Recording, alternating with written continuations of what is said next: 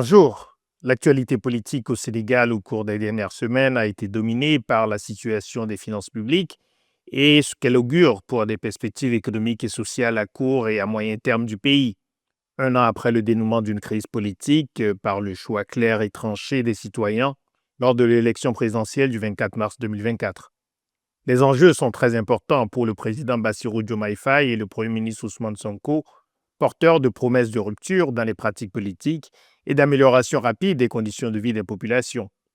Derrière les débats techniques des économistes et des experts des finances publiques, les données sont assez simples. Pour produire des résultats économiques et sociaux, pour commencer à mettre en œuvre la stratégie nationale de développement Sénégal 2050, ou même plus modestement pour sortir le pays de la morosité économique et faire face aux obligations financières de l'État, y compris le service de la dette, il faut disposer de ressources et être capable d'en mobiliser. Et pour cela, il faut bénéficier de la confiance des créanciers et des investisseurs. Pour mériter cette confiance, le pays doit présenter des indicateurs macroéconomiques satisfaisants et crédibles. Le Premier ministre Ousmane Sonko avait été le premier à alerter en septembre 2024 sur le fait que les chiffres officiels de la dette et du déficit budgétaire communiqués par le gouvernement sous le président Macky Sall ne correspondaient pas à la réalité.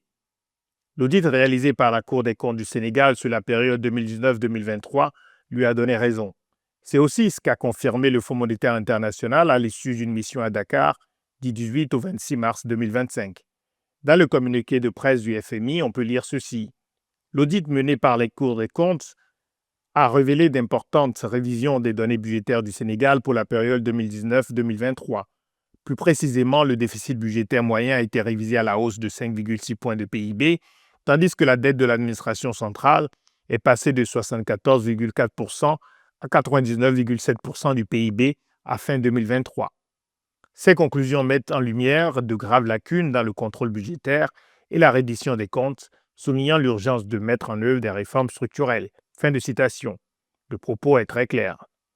Même si l'équipe du FMI a salué l'engagement fort des autorités sénégalaises en faveur de la transparence et de la redevabilité budgétaire, le programme du FMI avec le Sénégal reste suspendu et la notation souveraine du pays a été immédiatement revue à la baisse. Quoi qu'on pense de la justesse des appréciations des agences privées de notation de risque, quoi qu'on pense du FMI et des exigences de réforme associées à son assistance financière, le fait est que la dette cachée, estimée à 7 milliards de dollars US, héritée de la gouvernance du président Macky Sall, pèsera lourd sur la capacité du gouvernement actuel à relancer la machine économique. La lecture des rapports des cours des comptes, en particulier sur les finances publiques, n'est pas passionnante pour les citoyens, mais ces documents produits par des institutions constitutionnelles, a priori indépendantes et dotées d'un mandat précis, sont extrêmement utiles. Depuis des années, nous insistons à Wati sur la nécessité de faire du renforcement de toutes les institutions de contre-pouvoir et particulièrement des institutions de contrôle des comptes publics et de lutte contre la corruption une priorité dans tous les pays d'Afrique de l'Ouest. Dans les pays de la région, il est encore trop facile pour les chefs d'État de réduire la portée des travaux des cours des comptes et de toutes les autres institutions censées veiller à une bonne gestion des ressources publiques en bloquant, entre autres, la publication de leurs rapports. Ce fut le cas pendant les dernières années du mandat du président Macky Sall. Parmi les nombreux rapports rendus publics par la Cour des comptes du Sénégal au cours des derniers mois, j'ai pris le temps de lire notamment le rapport définitif de contrôle de la gestion du programme des domaines agricoles communautaires sur la période 2018-2021. Ce programme était prévu pour une durée de 5 ans, avec un budget total estimatif à mobiliser de 100 milliards de francs CFA. De vastes étendues de terre devaient être aménagées et dotées d'infrastructures de qualité de dernière génération pour permettre aux jeunes de s'adonner à des activités économiques, notamment agricoles.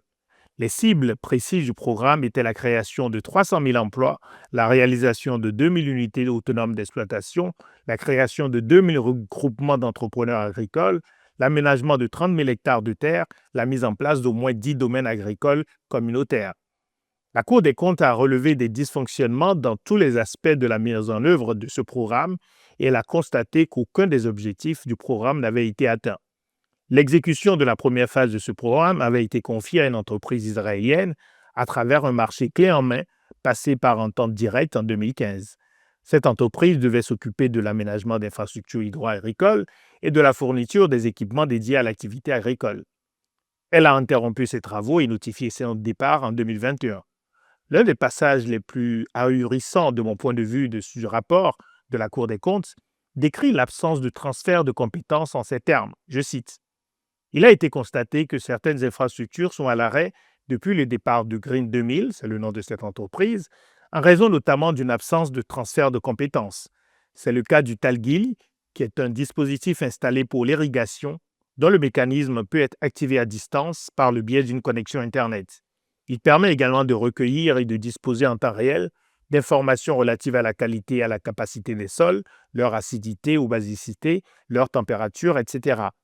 Le coordonnateur du programme, responsable de la mise en œuvre du contrat, devait prendre les dispositions pour la mise en œuvre du transfert de compétences durant l'exécution du contrat. Étant parti sans avoir transmis les codes d'accès et sans avoir assuré la formation des experts sénégalais, Green 2000 n'a pas respecté ses obligations contractuelles en la matière.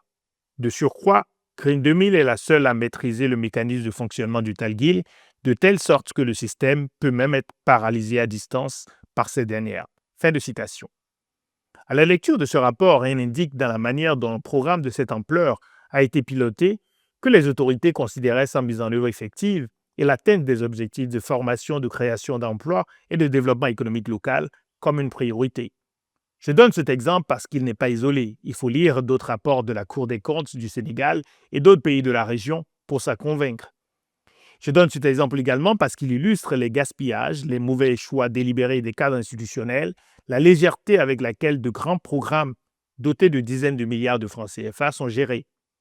On peut choisir de continuer à faire comme si les raisons des échecs ou des progrès très insuffisants dans la transformation économique de nos pays soient recherchés principalement, voire exclusivement dans l'injustice du système international, dans le désastreux héritage des crimes coloniaux et dans les formes modernes d'impérialisme et de domination, ou on peut choisir de concentrer nos efforts, notre attention et notre énergie sur le renforcement du socle institutionnel de nos pays, celui qui permet de faire des progrès significatifs, même dans un monde injuste, fracturé, où chacun défend et chacun défendra ses intérêts vitaux sans état d'âme.